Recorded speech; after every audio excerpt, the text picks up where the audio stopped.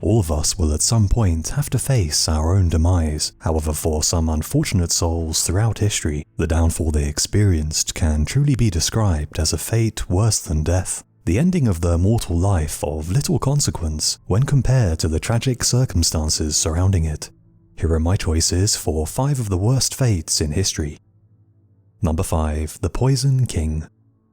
No parent should have to witness the death of their own child, but to see 3 perish, one of whom fell by your own hand, only to then be unable to escape the suffering despite your best efforts, is a special kind of torment, a fate that King Mithridates VI of Pontus was forced to endure, as the paranoia that had infected every area of his life robbed him of the opportunity to end his own life. The small doses of poison he had routinely ingested over the years in his quest for immunity to foil would-be assassins, ironically rendering him unable to poison himself. The conquering king who waged 3 separate wars against the Roman Republic and came close to creating a new empire that might rival or even eclipse that of Rome, embarking on a downfall that saw him betrayed by both of his sons, one of whom he had murdered, before witnessing his 2 remaining daughters end their own lives, only to find that the poison he ingested in despair had no effect. The man who had so feared assassination by poison,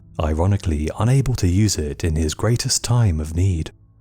Mithridates was born in 135 BC in the city of Sinope, yet despite being the son of the king of Pontus, his privileged early years soon took a turn for the worse following the assassination of his father, who was poisoned by an unknown assailant at one of his many lavish banquets. In ordinary times, the crown would have automatically passed to Mithridates. However, as he was so young, his mother ruled in his stead as regent, and soon made it known that she wished for Mithridates' younger brother to be the chosen son who was next in line for the throne. This decision essentially placed Mithridates on death row.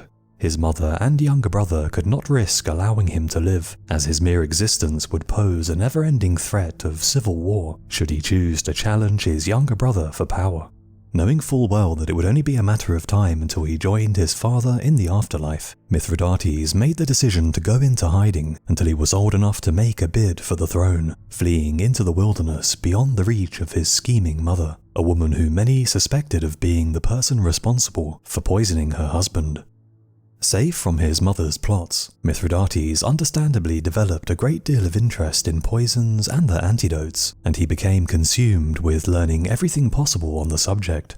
Determined to avoid a similar fate to his father, he is said to have undertaken a remarkable daily regimen of ingesting small, non-lethal amounts of poison, over time gradually cultivating an immunity to all known poisons, and thus making him invulnerable to what was, at the time, the most common method of assassination.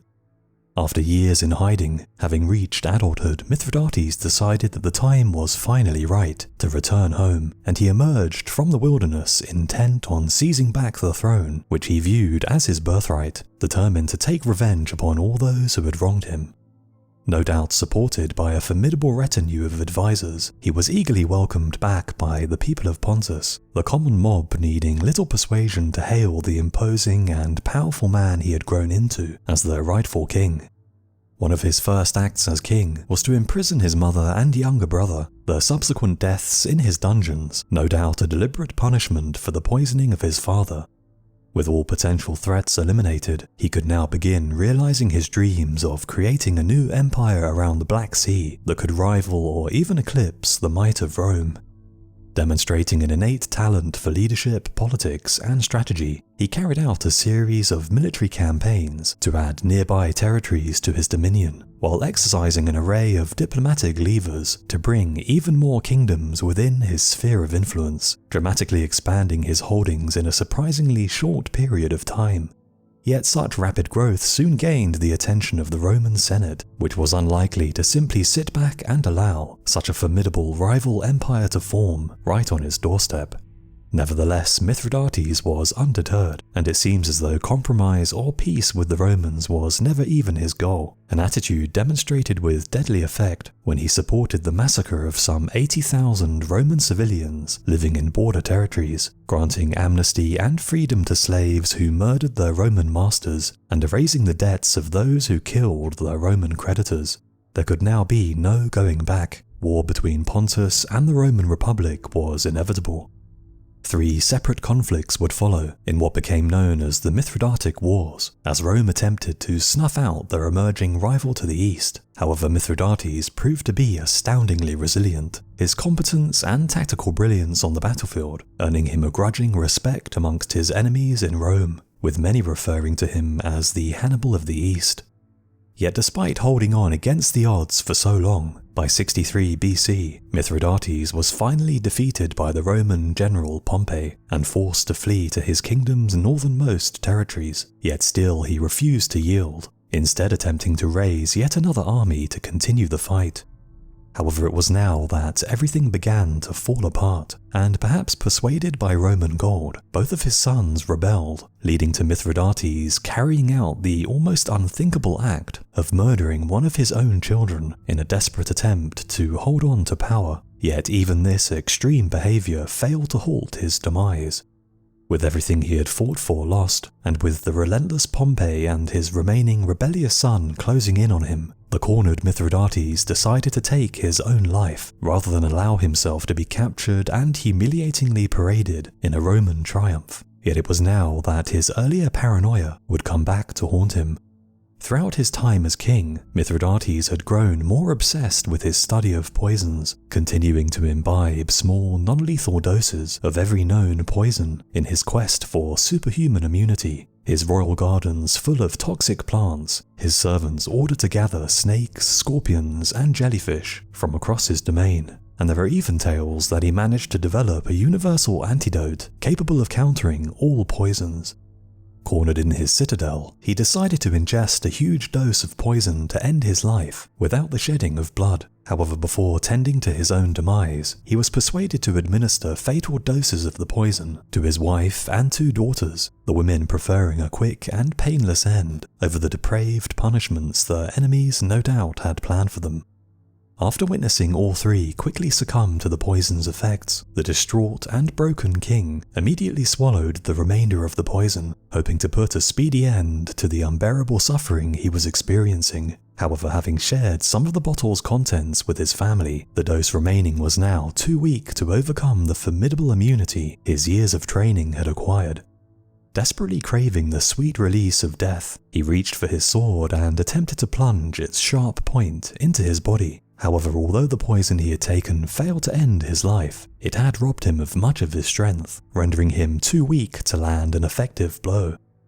Betrayed by his sons, his empire in ruins, and surrounded by the corpses of his wife and 2 daughters, Mithridates' lifetime obsession with poisons had left him trapped in a nightmarish situation, the crushing grief he was embroiled in proving to be inescapable.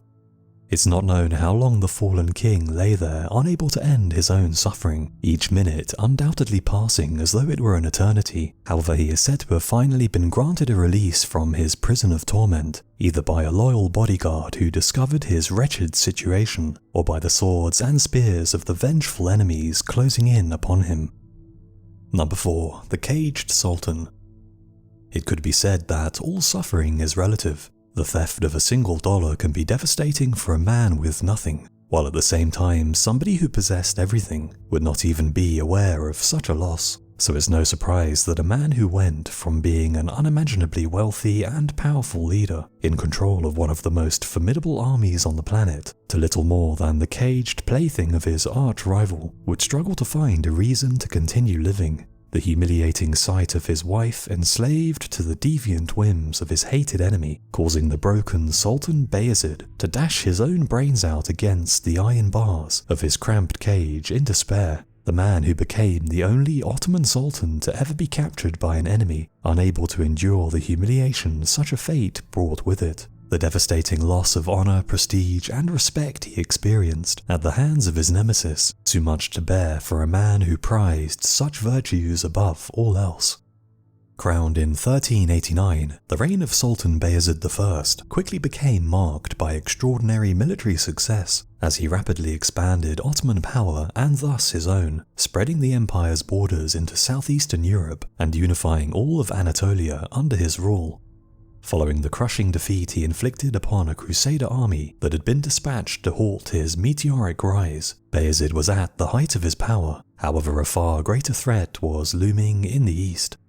A fearsome warlord known as Tamerlane had emerged from present-day Uzbekistan to brutally conquer a new, sprawling empire that stretched from India in the east to Russia in the north, his borders eventually reaching those of the Ottomans. However, Tamerlane was not the kind of man to simply give up his life of conquest and settle into the mundane business of governing his people. As long as lands existed outside of his control, the expansion would continue, and it became clear that it would only be a matter of time until Bayezid and Tamerlane met on the battlefield.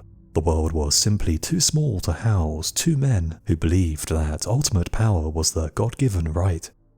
Having recently effortlessly crushed a potent force of European Crusader knights, Sultan Bayezid could be forgiven for being confident in his eventual victory. After all, he was in possession of one of the finest armies on the planet, and held a solid track record of battlefield victories. However, there is a thin line between confidence and complacency, and his growing arrogance led to communications with his powerful rival to the east, becoming increasingly insulting and threatening in tone.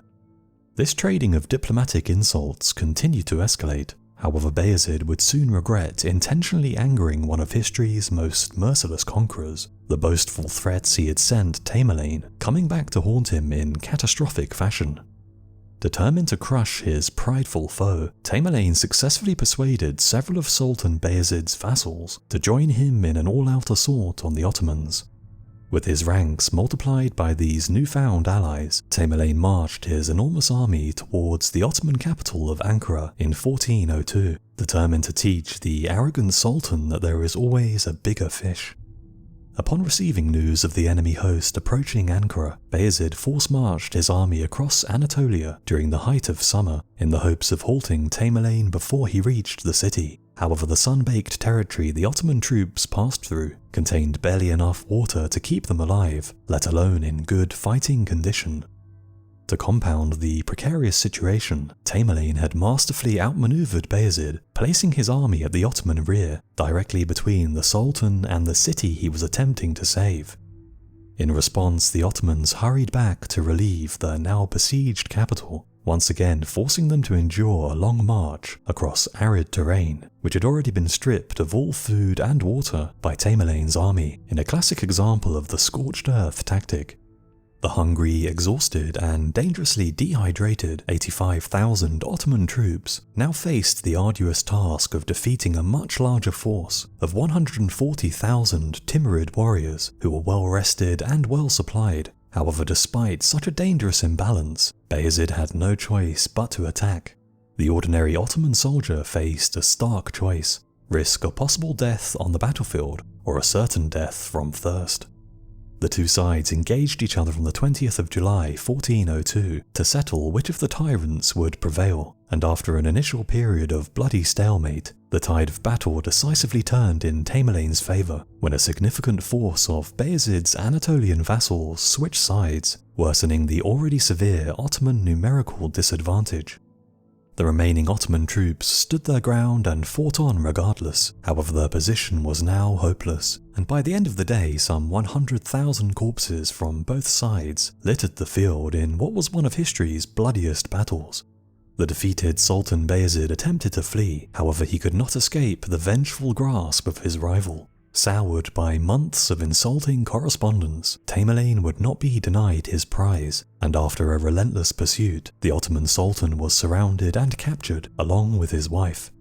With his nemesis finally vanquished, Tamerlane relished the chance to humiliate his defeated rival at every possible opportunity, his mind feverishly devising new ways to torment and toy with his new captive.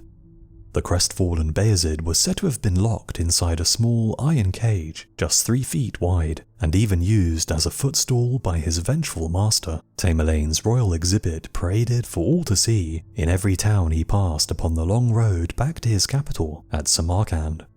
At the frequent feasts and celebrations held by Tamerlane, the victorious conqueror took great pleasure in displaying the imprisoned Sultan to his dinner guests. The onlookers, awed by the sight of one of the most powerful men on the planet, brought down so decisively the imprisoned wretch before their eyes, a far sight from the silk-wrapped Sultan who once dared to boast that he would crush Tamerlane with ease. Yet Bayezid's downfall was complete upon being forced to witness the sight of his treasured wife, reduced to little more than the enslaved servant of his hated tormentor from the pathetic confines of his iron cage. The sight of her stripped naked and serving wine to the dinner guests, too much to bear for a man who once dreamed of conquering the world. With his power, position, and pride taken away from him, the traumatized sultan had not only endured his own humiliation, but also that of the throne upon which he once sat, the proud man no doubt tormented by the thought that he would be remembered by history not as an invincible conqueror, but as the first and only Ottoman sultan to ever be captured by an enemy. With everything he held dear in the world taken away from him, the tormented Bayezid is said to have caved in his own skull by repeatedly bashing his head against the cold iron bars of his tiny cage. The despair he had fallen into due to his inescapable plight, simply too much to bear any longer, thus ending the tale of a man who had experienced one of the most remarkable reversals of fortune in all of history. Number 3. The Japanese Robin Hood.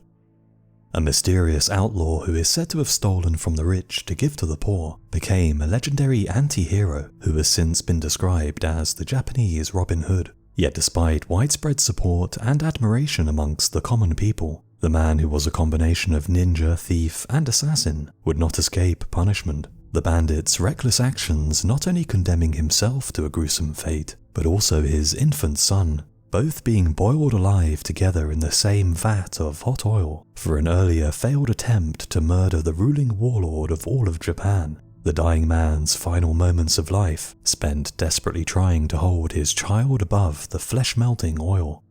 The early life of the man who would eventually take the name of Goemon is shrouded in mystery and legend. However, most accounts suggest that he was born as the son of a samurai in around 1558.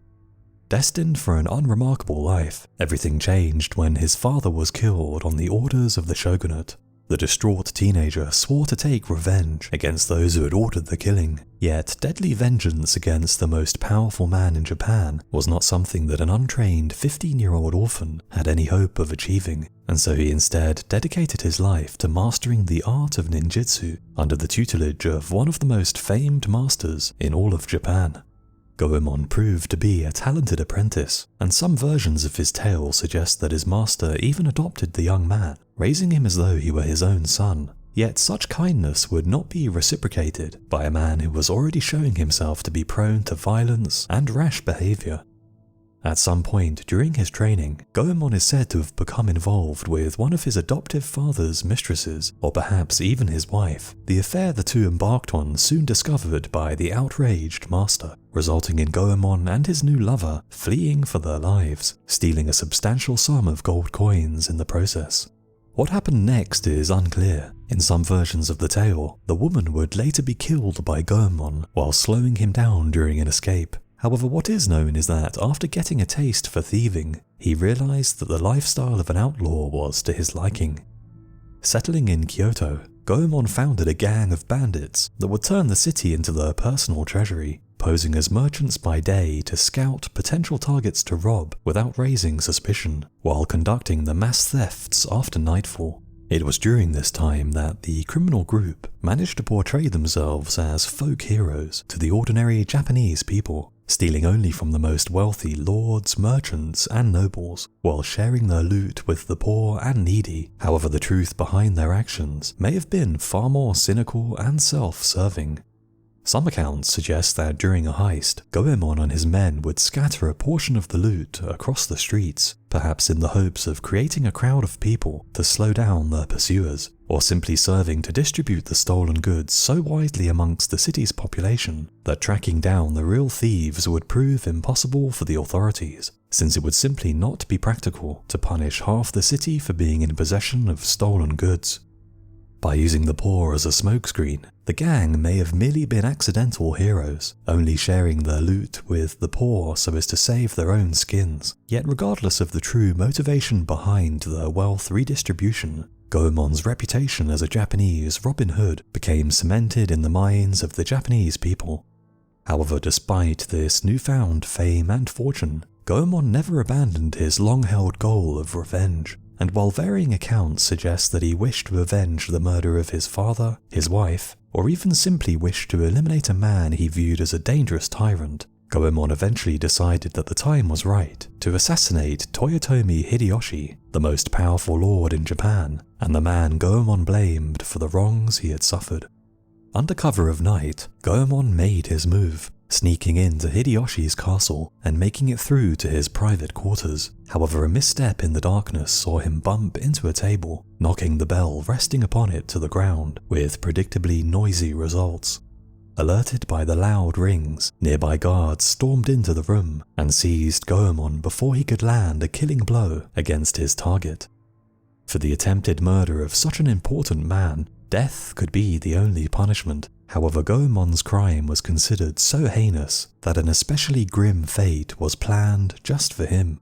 In front of a watching crowd, the failed assassin was placed inside a large cauldron filled to the brim with oil, while a fire was lit underneath. However, Goemon was not alone. His infant son had earlier been captured by Hideyoshi's men and sentenced to die alongside his father, both meeting their end together in the boiling oil.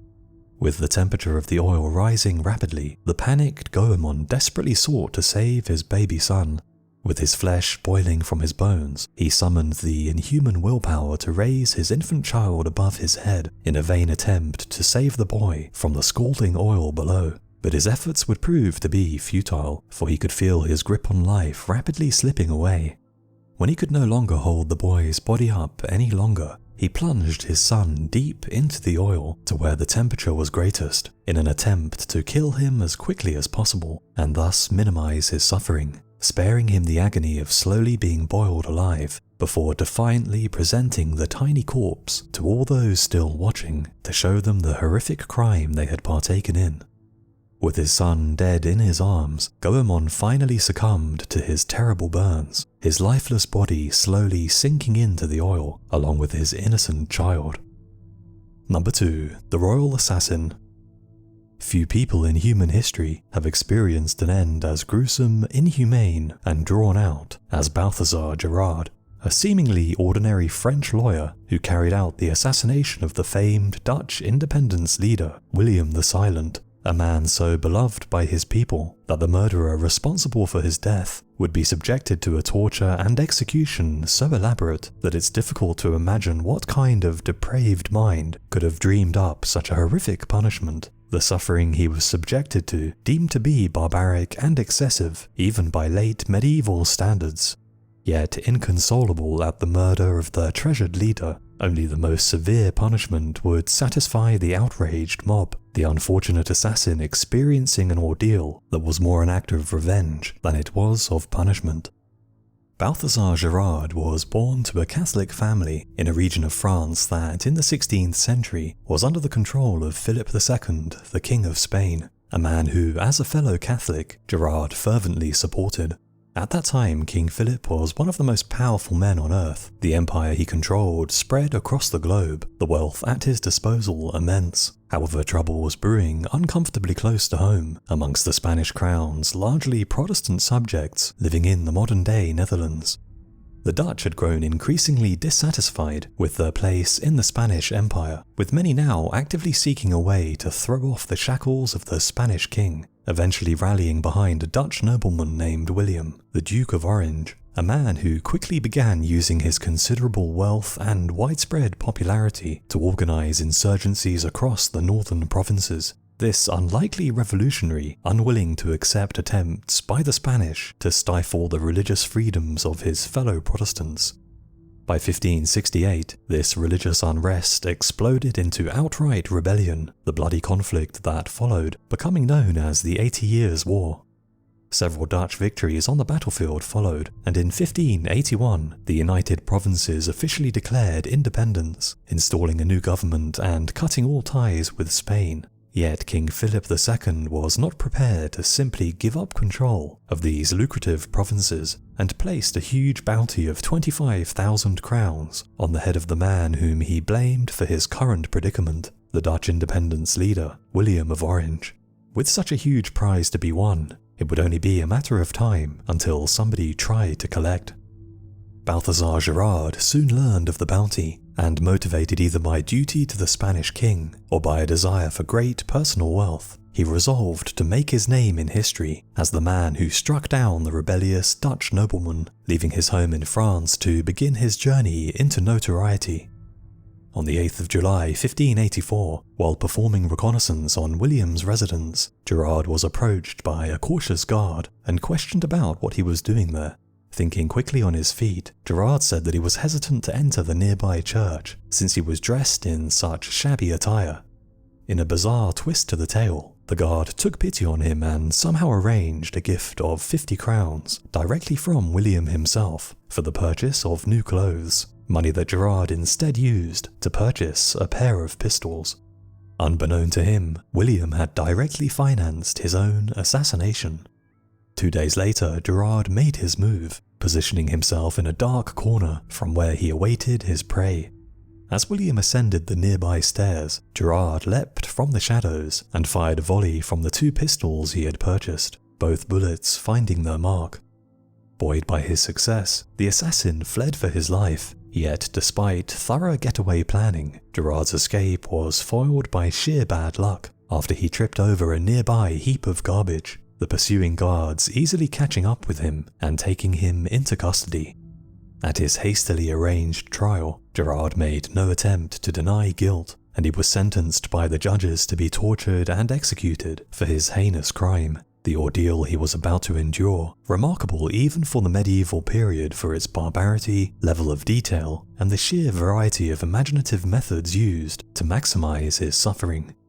The first night was spent hung on a pole, with his hands tied behind his back, the deadly hatred of his guards barely held in check as they subjected him to frequent bouts of whipping, the thick cords of their instruments of pain tearing huge chunks out of his exposed flesh. Next, a 330-pound weight was attached to each of his big toes, no doubt causing huge damage to the joints and ligaments as the massive weights all but ripped his toes off. This strange focus on the feet continued as shoes that were 2 fingers shorter than his feet were squeezed on, the oiled, uncured dogskin they were made from, then heated in front of a fierce fire, causing them to rapidly shrink and contract, crushing his feet in the process to such an extent that they were reduced to little more than useless stumps of destroyed flesh. With the shoes finally removed, the remaining burnt skin on his feet was torn off before the next stage of the operation began. His exposed armpits were subjected to branding with red-hot torches before a shirt soaked in alcohol was placed on his ruined body to inflict maximum pain upon the host of open wounds spread across every part of his skin. Boiling hot bacon fat was then poured over him, covering him in severe burns and ensuring that no part of his body was now free from injury of some kind, while sharpened pins were driven between the flesh and nails of his fingers and toes. Despite enduring as much as 3 days of continual torture, Gerard is said to have remained calm, at no stage crying out in pain, a superhuman level of self-control that earned him the grudging respect of his tormentors. Finally, the day came when the broken-down piece of meat that used to be Balthazar Gerard was to finally be put out of his misery. However, even his execution would prove to be no simple affair.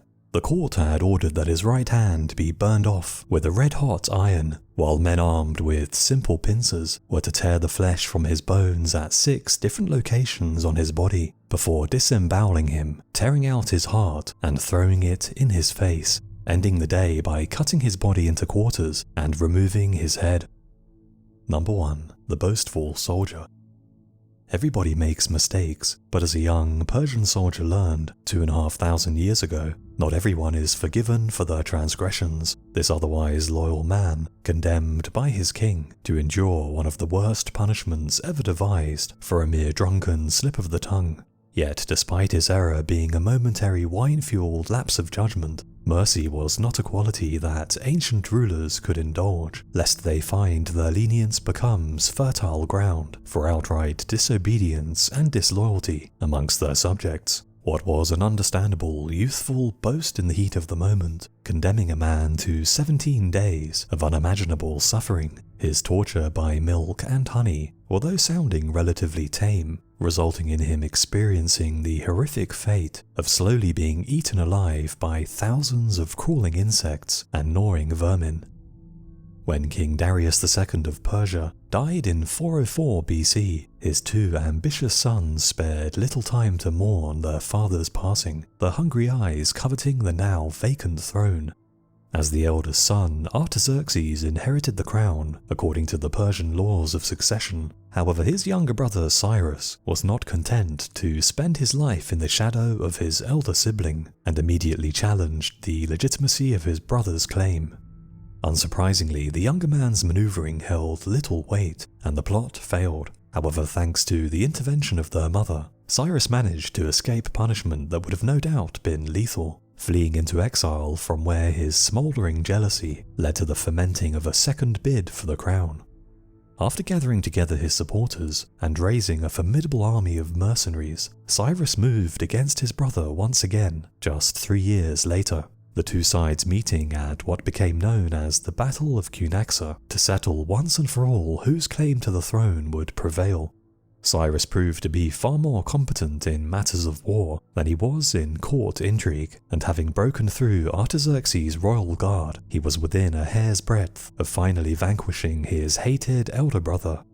Overcome with joy at the stunning victory he was about to achieve, Cyrus charged his horse deep into the faltering enemy lines, crying out for his brother's soldiers to bow down to their new king. However, according to the story, by chance his crown slipped from his head, the young would-be King Cyrus, now appearing as an ordinary enemy soldier to a nearby Persian warrior in the army of Artaxerxes. Named Mithridates, this otherwise insignificant cog in the great Persian military machine was about to inscribe his name in legend, throwing his spear at the approaching unknown horseman who was yelling something unintelligible to those around him. In an unbelievably lucky shot, Mithridates found his mark with incredible precision, striking Cyrus in his soft temple just beside the eye, killing him almost immediately. In an incredible reversal of fortunes, the would-be King Cyrus lay dead at the hands of a nobody, instantly winning the battle, ending the rebellion, and securing King Artaxerxes' crown, which just minutes earlier was about to be seized by his rebellious younger brother. Overcome with relief at his miraculous escape from calamity, King Artaxerxes was keen to richly reward the young warrior who had saved his throne and subsequently his life, lavishing Mithridates with extravagant gifts from his royal palace. However, these gifts came with a condition. Artaxerxes could not let it be known that an ordinary soldier from the rank and file of his army had stolen his glory and been the hero of the battle, and so an elaborate story was fabricated. Mithridates was made to promise that he would keep his part in Cyrus's death a secret, while Artaxerxes spread word that it was he who had personally slain his troublesome brother, thus winning the battle and ending the rebellion. The false explanation for Mithridates' newfound riches to curious onlookers being that the grateful king had bestowed them upon him for returning the fallen Cyrus's horse trappings. It would have no doubt been clear to all involved that there was an unspoken threat behind the agreement. Should Mithridates break his word, the king would face humiliation, and public humiliation was not something that any ancient absolute ruler would take kindly to being subjected to.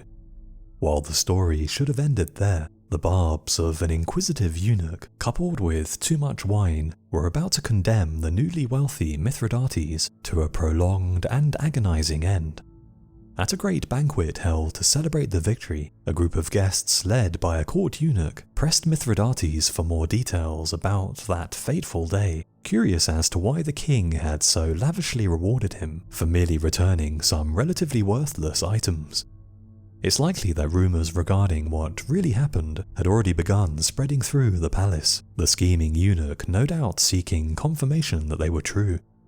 Having already imbibed more than his fair share of wine, Mithridates' guard was down, and with his youthful temperament ruffled by the eunuch's demeaning tone, he lost control of his tongue and loudly boasted that he had more than earned his gifts, for it was he who had slain Cyrus, not the king.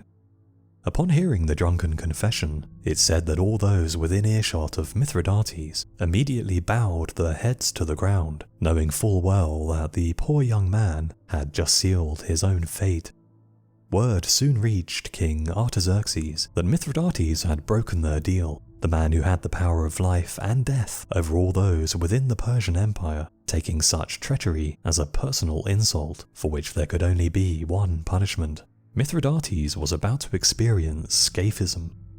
Placed between two boats or hollowed-out logs that had been perfectly customized to fit his body and thus prevent escape, Mithridates was sealed inside his wooden prison, with just his head and limbs exposed. He was then force-fed a mixture of milk and honey, which was also applied to his exposed limbs and face. Should he refuse to eat and drink, the executioner would prick his eyes with a sharp instrument until he became more cooperative. However, the milk and honey was not only fed to him to keep him alive and prolong the punishment.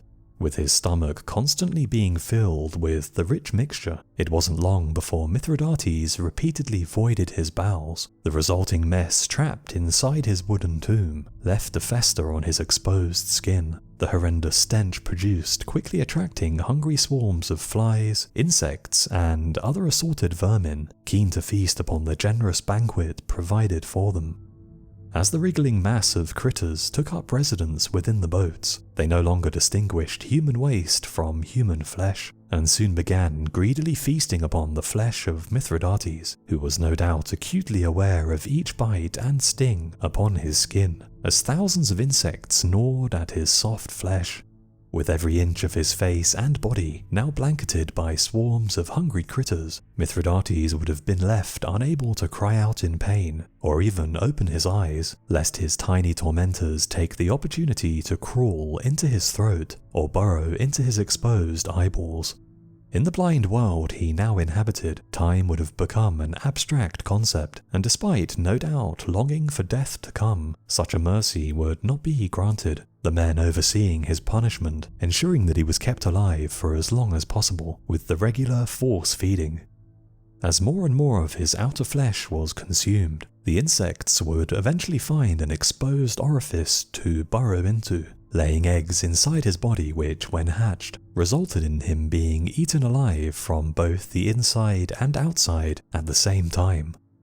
Mithridates is said to have endured this nightmarish fate for an unbelievable 17 days before finally succumbing to death. The numerous bites and open wounds spread across his body, becoming infected by the foul slurry, filling his wooden prison with deadly effect, an infection which once in his blood finally put an end to his horrific and lingering torment.